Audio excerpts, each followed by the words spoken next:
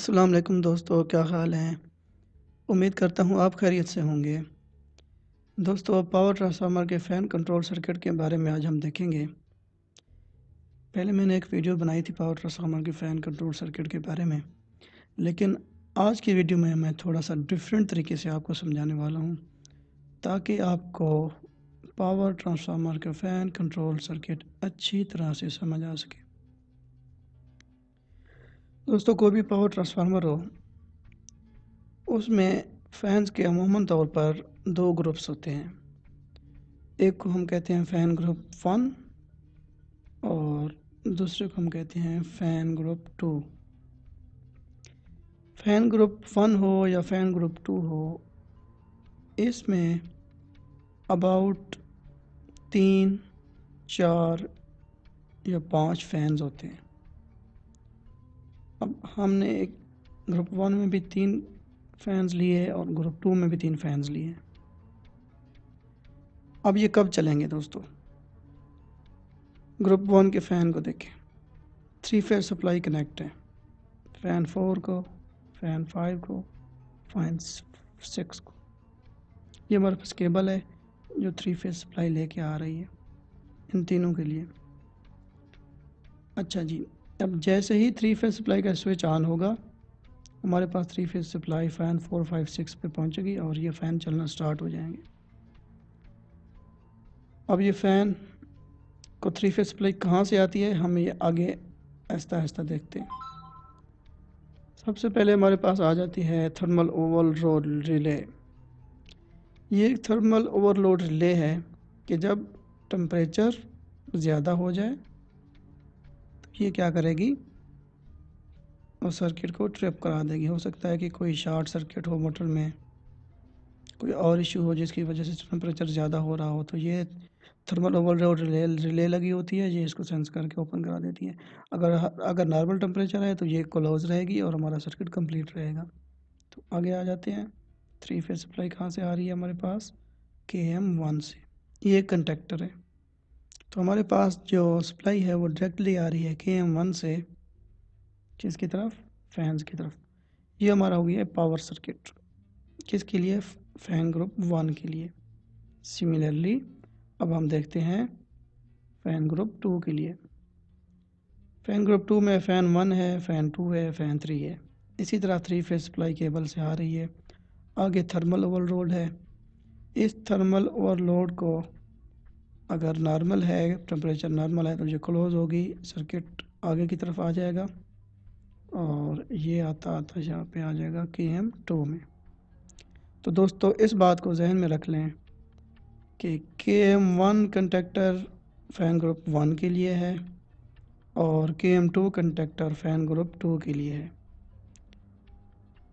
दूसरे अल्फाज में ये समझ लें कि अगर KM1 एनर्जाइज होगा तो हमारे पास 3 फेज़ सप्लाई एक्सटेंड हो जाएगी फ़ैन ग्रुप 1 पे और ये तीनों फ़ैन चलना स्टार्ट हो जाएंगे। और अगर KM2 एनर्जाइज होगा तो फ़ैन ग्रुप 2 पे हमारी सप्लाई चली जाएगी और फ़ैन ग्रुप 2 के तीनों फ़ैन्स चलना स्टार्ट हो जाएंगे। अब हम इसके कंट्रोल सर्किट को समझते हैं कि ये कंडक्टर KM1 और KM2 ये एनर्जाइज कब होते हैं और क्यों होते हैं। दोस्तों, इनको एनर्जाइज करने की ज़रूरत इसलिए पड़ती है क्योंकि हमारा ट्रांसफार्मर रनिंग कंडीशन में होता है और हमारा transformer grid station sub station के बहुत ही इम्पोर्टेंट पार्ट होता है। सारी की सारी प्रोटेक्शन हमारी इस ट्रांसफार्मर को सेव करने के लिए लगी होती है, क्योंकि ये बहुत कास्टली इक्विपमेंट होता है और ये कंज्यूमर को एंड आगे फीडर्स को पावर सप्लाई कर रहा होता है। तो दोस्तों, ट्रांसफार्मर में आयल मौजूद होता है और वो आयल ट्रांसफार्मर में 2 मेजर काम सर अंजाम दे रहा होता है। एक उसका काम होता है इंसुलेशन और दूसरा काम होता है उसका कूलिंग। अब इंसुलेशन क्या करे? इंसुलेशन ये होती है कि ट्रांसफार्मर की बॉडी में आयल है और उसमें वाइंडिंग्स हैं। अब वाइंडिंग और बॉडी के दरमियान में क्या मौजूद रहेगा? आयल मौजूद रहेगा और इसी तरह वाइंडिंग और अर्थ के दरमियान में आयल मौजूद रहेगा। तो उससे क्या होगा कि हमारे पास वाइंडिंग की इंसुलेशन प्रॉपर्टी बेहतर रहती है। दूसरा पर्पज़, हमारी वाइंडिंग चलते चलते इनमें से करंट पास होता है और ये हीट अप हो जाती हैं। जब ये हीट अप हो जाती हैं तो हमें इनको ठंडा करने की ज़रूरत होती है। तो उस ठंडा करने के लिए हम इस ऑयल को ट्यूब्स जो इसकी लगी होती हैं, ट्यूबुलर ट्यूब्स ट्रांसफार्मर की, हम रेडिएटर ट्यूब्स से इसको पास करवाते हैं, ऑयल को सर्कुलेट करवाते हैं। एक साइड से ट्यूब्स में, रेडिएटर ट्यूब्स में ऑयल इंटर होता है और दूसरी साइड पे दोबारा वापस निकलता है। तो ये क्या होता है, इसके सर्कुलेशन की वजह से गर्म ऑयल बाहर आता है और वो उन गर्म ऑयल को ठंडा करने के लिए ही हमें पंखे चाहिए होते हैं। वो जो गर्म ऑयल बाहर आता है उसके लिए ये फ़ैन्स होते हैं। हम फ़ैन को स्विच ऑन कर देते हैं, उससे क्या होता है कि हमारे जो ऑयल, गर्म ऑयल बाहर आता है वो ऑयल ठंडा हो जाता है और ठंडा होकर वापस ऑयल बॉडी में चला जाता है और हमारी वाइंडिंग के टेम्परेचर को एक नॉर्मल रेंज में रखता है। तो अब देखते हैं कि KM1 कैसे एनर्जाइज होता है और KM2 एनर्जाइज कैसे होता है।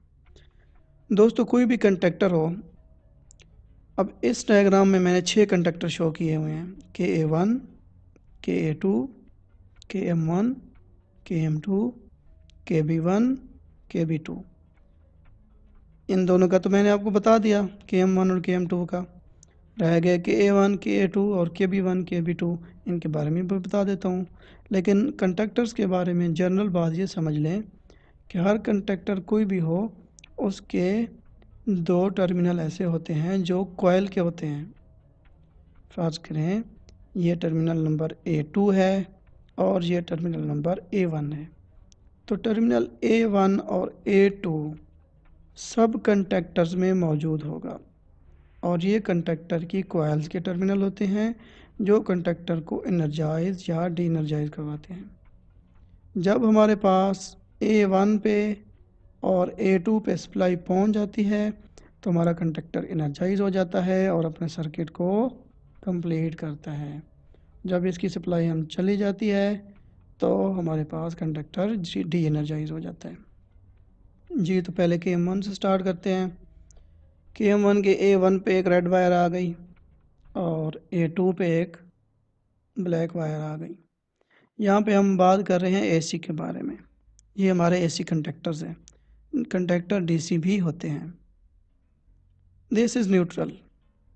अब न्यूट्रल एक्सटेंड होके सब कंडक्टर्स के A2 पे चली जाएगी, इसके A2 पे, यहाँ से लूप होके कंडक्टर के A2 पे, यहाँ से लूप होकर KM1 के A2 पे, यहाँ से एक्सटेंड होकर KM2 के A2 पे, यहाँ से एक्सटेंड होकर KB1 के A2 से और यहाँ से एक्सटेंड होकर KB2 के A2 से। अब क्या होगा दोस्तों, इनको न्यूट्रल सबको मिल गई है। अब हमें KM1 को एनर्जाइज करना है तो इसके A1 कंडक्टर पे हमें फेज़ लेके आना है। तो दोस्तों देखते हैं इसको फेज़ कहाँ से मिलता है। यहाँ हम ऊपर की तरफ गए, यहाँ से 2 पाथ बन गए दोस्तों, एक हमारे पास लेफ़्ट और एक हमारे पास right. It mean conductor KM1 को फेज़ दोनों साइडों से आ सकता है, राइट से भी आ सकता है और लेफ़्ट से भी आ सकता है। लेट हम पहले देखते हैं राइट से। राइट पे आते हैं जी, फेज़ कहाँ से आता है हमारे पास जी, तो फेज़ हमारे पास आ रहा है KB1 से। लेकिन ये फेज़ कब आएगा, जब KB1 एनर्जाइज होगा। इट मीन यूँ समझ लें कि KB1 एक्चुअली एनर्जाइज कर रहा है KM1 को।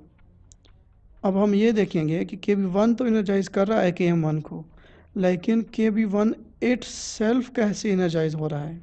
ज़ाहिरी बात है KB1 एनर्जाइज होगा तो ये फेज़ को पास करेगा और ये फेज़ पहुंचेगा KM1 के A1 पे और ये KM1 को एनर्जाइज करेगा।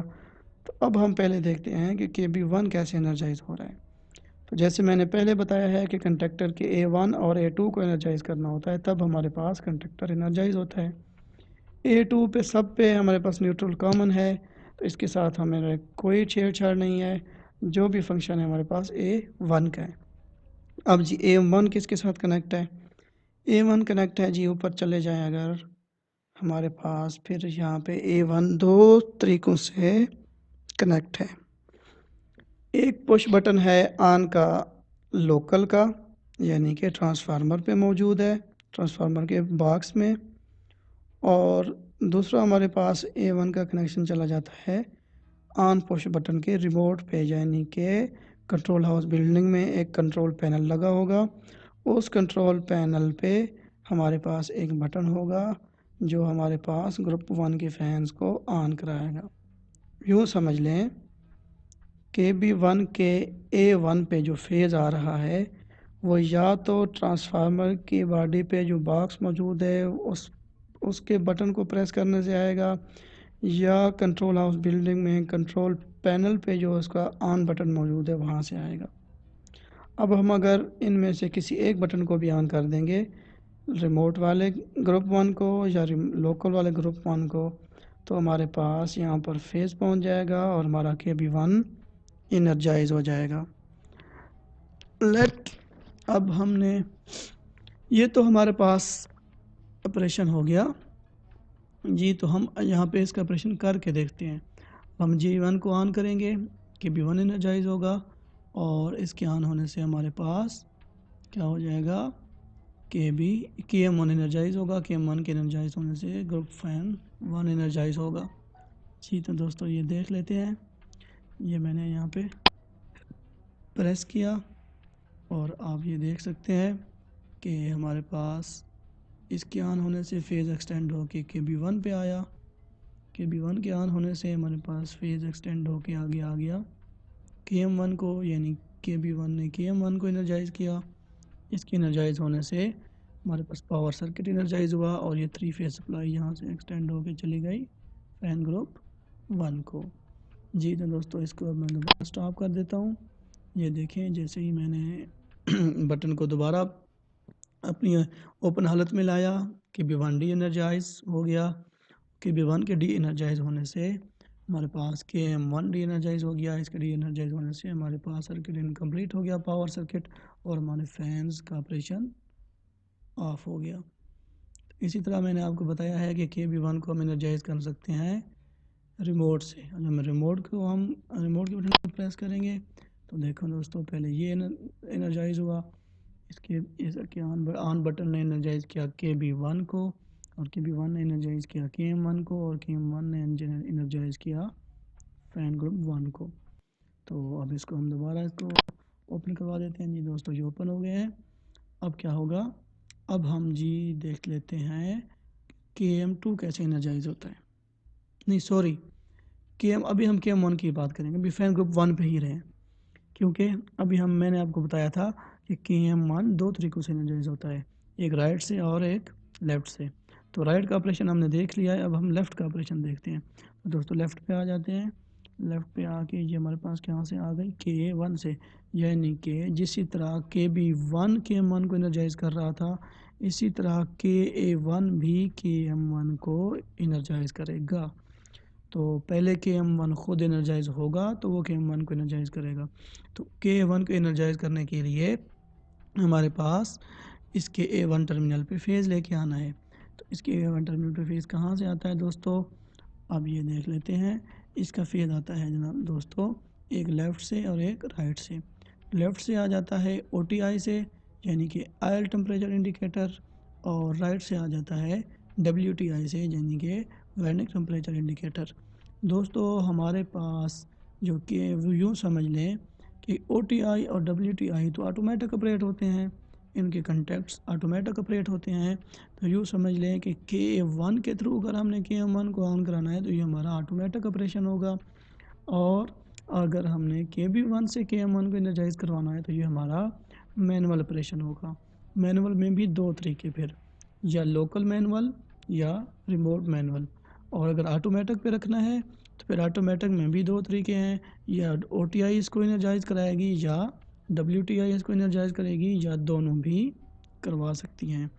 तो दोस्तों OTI कैसे एनर्जाइज करवाएगी, यहाँ से हमने फेज़ लेना है। फेज़ कहाँ से आएगा, ये तो ओपन है, लेकिन दोस्तों जब ऑयल टेम्परेचर रीच होगा, जब ऑयल गर्म होगा, तो हमारा ये कंटैक्ट OTI का क्लोज़ हो जाएगा, और इसके क्लोज़ होने की वजह से हमारे पास जो ऊपर से फेज़ आ रहा है वो एक्सटेंड होकर नीचे KA1 पे आ जाएगा। तो दोस्तों फेज़ कहाँ से आ रहा है, तो फेज़ देख सकते हैं दोस्तों, ये R2 के बटन से आ रहा है।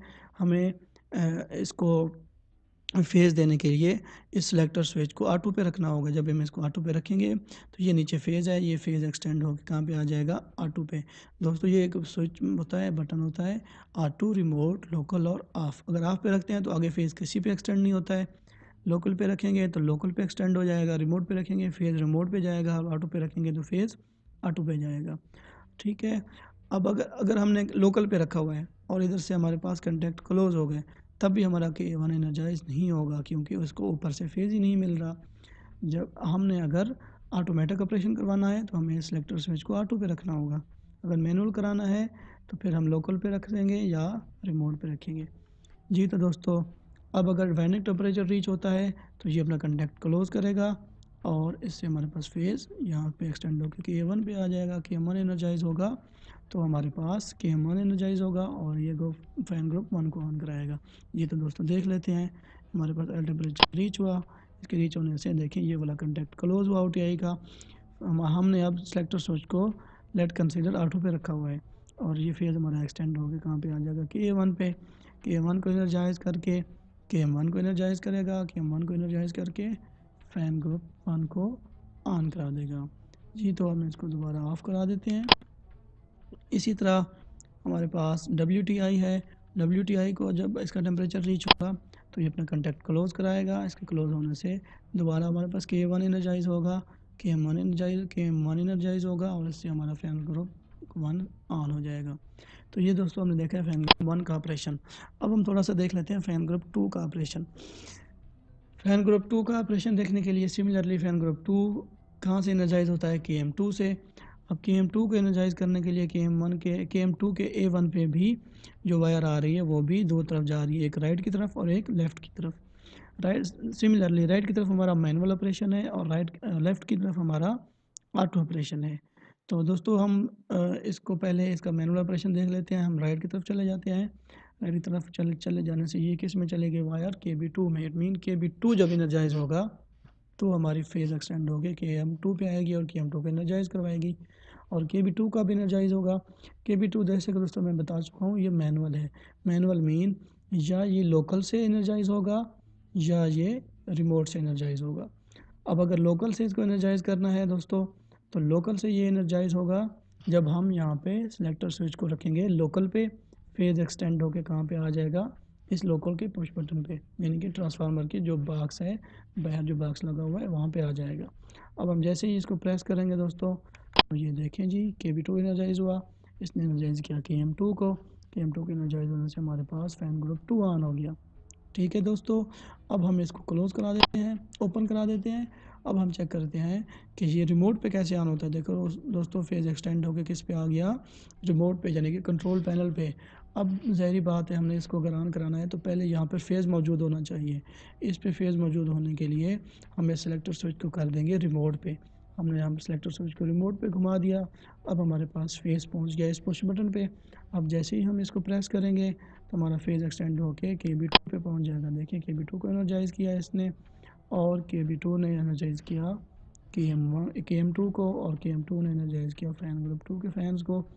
अब हम इसको दोस्तों क्लोज़ करवा देते हैं, इसको ओपन करवा देते हैं। अब ये ओपन हो गया, हमारे पास ऑपरेशन रुक गया। अब हम चले जाते हैं KM2 पे दोबारा कि दोस्तों हमने राइट ऑपरेशन तो देख लिया जिसको हम मैनुअल कहते हैं, मैनुअल लोकल या मैनुअल रिमोट। अब हम देखते हैं ऑटोमेटिक ऑपरेशन। ऑटोमेटिक ऑपरेशन के लिए दोस्तों ये कहाँ से आ रही है, KA2 से। इट मीन हमारा KA2 ऑटोमेटिक ऑपरेशन के लिए है। अब KA2 कब ऑन होगा, कब ये एनर्जाइज होगा, जब इसको फेज़ मिलेगा। इसको फेज़ कहाँ से मिल रहा है, या WTI से या इसको मिल रहा है OTI से। तो इट मीन जब हमारा पास टेम्परेचर ऑयल का रीच होगा तो ऑयल का कंडक्ट क्लोज होगा। बढ़ने का टेम्परेचर रीच होगा तो बढ़ने का कंडक्ट क्लोज होगा। हमारा फेज़ एक्सटेंड होके आ जाएगा KA2 पे। KA2 को एनर्जाइज करेगा और KA2 के एनर्जाइज होने से हमारे पास कंडक्टर KM2 एनर्जाइज होगा और इसके एनर्जाइज होने से हमारे पास 3 फेज सप्लाई चली जाएगी फैन ग्रुप 2 में।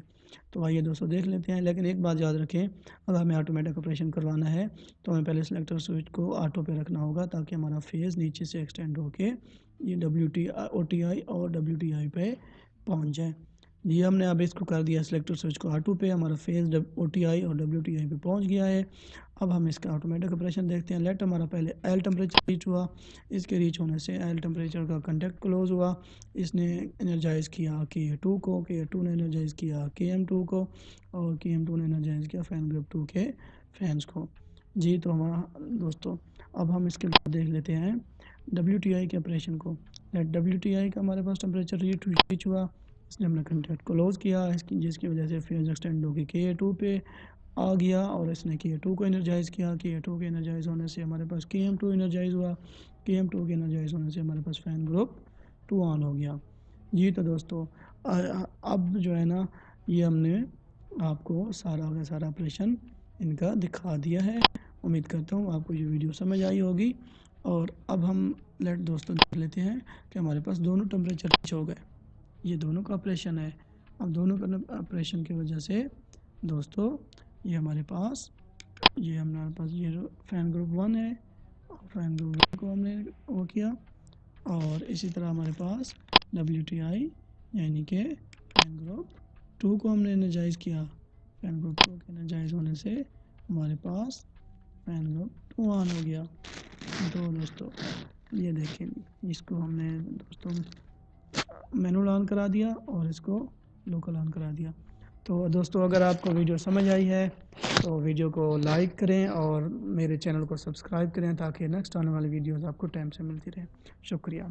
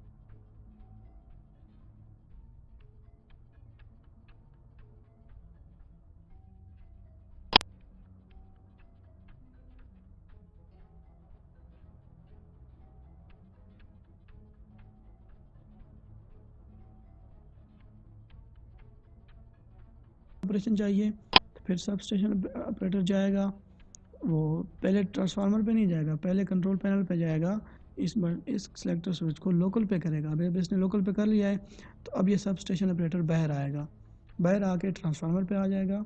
अब ट्रांसफार्मर के बॉक्स को ओपन करेगा, उस बॉक्स पे जी ने ग्रुप 2 का ऑन बटन होगा। अब हमने लोकल पे कर दिया, अब इसको जब वो प्रेस करेगा तो हमारे पास KB2 एनर्जाइज होगा और KM2 एनर्जाइज होगा, और हमारी ये जो है वो एक्सटेंड होके फैन ग्रुप 2 को ऑन करवा देगी। जी तो दोस्तों अब इसको हम रोक देते हैं। अब हम इसका ऑटो ऑपरेशन देखते हैं। लेट हमारे पास ये वाला जो सेलेक्टर स्विच है जी लोकल पे है। अब क्या हुआ कि एयर टेम्परेचर रीच हो गया। एयर टेम्परेचर के रीच होने से ये कंटेक्ट क्लोज हो गया। जी दोस्तों ये जब कंटेक्ट क्लोज हुआ लेकिन हमारे पास KA1 एनर्जाइज नहीं हुआ। अब सब स्टेशन ऑपरेटर परेशान हो जाता है कि यार एयर टेम्परेचर जो हमारे पास सेट पॉइंट था वो रीच हो गया लेकिन हमारे फैंस ऑन नहीं हुए। तो क्या वजह हो सकती है, उसने जो मेन सेलेक्टर स्विच होता है उसको ऑपरेटर नहीं रखा होता, उसको किसी और पोजीशन पे रखा होता है। तो अगर आपको ऑटो ऑपरेशन चाहिए तो आपको ये सेलेक्टर स्विच को ऑटो पे करना होगा। तो दोस्तों पहले इसको सब स्टेशन ऑपरेटर ने ऑटो पे किया, अभी ऑटो पे हो गया तो फेज एक्सटेंड हो गया, आ गया OTI और WTI पे। अब दोस्तों जब हम इसको प्रेस करेंगे तो हमारे पास सेट पॉइंट रीच होने से ये हमारे पास क्लोज हुआ और KA1 एनर्जाइज हुआ और उसने एनर्जाइज किया KM1 को और KM1 एनर्जाइज किया फैन ग्रुप 1 को। जी दोस्तों इसी तरह स्विच ऑटो पे ही था और स्विच ऑटो पे रहने से अब दोस्तों अगर हमने स्विच को दोबारा कर दिया लोकल पे, लेट लोकल पे कर दिया। अब हम WTI को रीच कराते हैं बाई हैंड। अब क्योंकि हमारा टेम्परेचर तो कम है ऑयल का, रीच नहीं हुआ। अब हम इसकी जो नीडल होती है उसको बाई हैंड घुमाएंगे, उसके सेट पॉइंट पे लेके जाएंगे। जब बाई हैंड घुमा के सेट पॉइंट पे लेके जाएंगे तो ये क्या करेगा, अपने कॉन्टैक्ट को क्लोज़ करेगा, लेकिन हमारे पास फैंस नहीं चलेंगे क्योंकि ये ऑटो पे नहीं है। अब दोबारा हमने इसको दोस्तों ऑटो पे कर दिया। इसको ऑटो पे करने से हमारे पास हमने WTI की नीडल को सेट पॉइंट पे लेके गए। जैसे ही सेट पॉइंट पे लेके गए WTI ने अपने कॉन्टैक्ट को क्लोज़ कराया और हमारे पास KA1 एनर्जाइज हो गया, KM1 एनर्जाइज हो गया और फैन ग्रुप 1 एनर्जाइज हो गया। इसी तरह दोस्तों अगर हमें अब इसको ऑटो पे रहने दें, अब हमें अगर फैन ग्रुप 2 को भी ऑन कराना है तो फैन ग्रुप 2 के सेट पॉइंट को रीच कराना होगा। हमने OTI के नीडल को हाथ से पकड़ के आगे की तरफ जब थोड़ा सा आगे किया तो हमारे पास फैन ग्रुप 2 ऑन हो गया। फैन ग्रुप 2 के ऑन होने से दोस्तों हमारे पास फैन ग्रुप 2 के फैंस चल गए और इसी तरह हमने ऑन करवाया WTI को, WTI के फैन ग्रुप 2 को। फैन ग्रुप 2 को ऑन कराने के लिए दोस्तों ये हमारे पास कॉन्टैक्ट क्लोज हुआ और हमारे पास फैन ग्रुप 2 ऑन हो गया। जी तो दोस्तों ये था हमारे पास फैन ग्रुप 1 और फैन ग्रुप 2 का ऑपरेशन। जी तो दोस्तों ये था हमारे पास फैन ग्रुप 1 और फैन ग्रुप 2 का पावर सर्किट भी और कंट्रोल सर्किट भी। इसमें मैंने आपको दोनों तरीके समझाए हैं। तो दोस्तों अगर वीडियो आपको अच्छी लगी है तो चैनल को लाइक करें और सब्सक्राइब करें ताकि नेक्स्ट आने वाली वीडियोस आपको टाइम से मिलती रहें। शुक्रिया।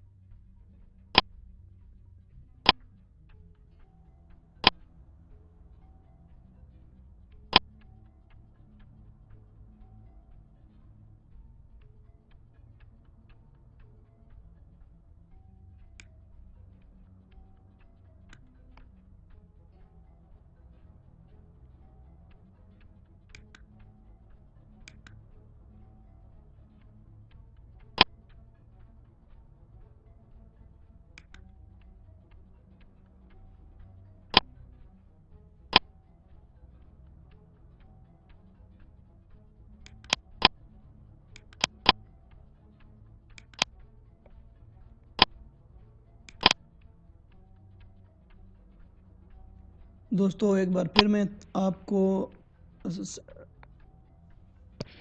दोस्तों मैंने आपको फ़ैन कंट्रोल सर्किट भी समझा दिया और फैंस का पावर सर्किट भी समझा दिया। अभी मैं इसको थोड़ा सा दोबारा समराइज़ कर लेता हूँ ताकि चीज़ें आपके जहन में रह जाएं। जी तो दोस्तों, OTI ऑन होगा, अगर इसका पहला कॉन्टैक्ट ऑन होगा तो फ़ैन ग्रुप 1 को ऑन करेगा, और अगर OTI का दूसरा कॉन्टैक्ट ऑन होगा तो ये फ़ैन ग्रुप 2 को ऑन कराएगा। इसी तरह दोस्तों, WTI का अगर पहला कॉन्टैक्ट ऑन होगा तो ये फ़ैन ग्रुप 1 को ऑन कराएगा, और अगर WTI का दूसरा कॉन्टैक्ट ऑन होगा तो ये फ़ैन ग्रुप 2 को ऑन कराएगा। और अगर हम लोकल ऑपरेशन की बात करें, अगर हम ग्रुप 1 के फ़ैन को कलेक्ट करेंगे रिमोट पे तो हमारा फ़ैन ग्रुप 1 ऑन होगा, और अगर हम फ़ैन ग्रुप 2 पे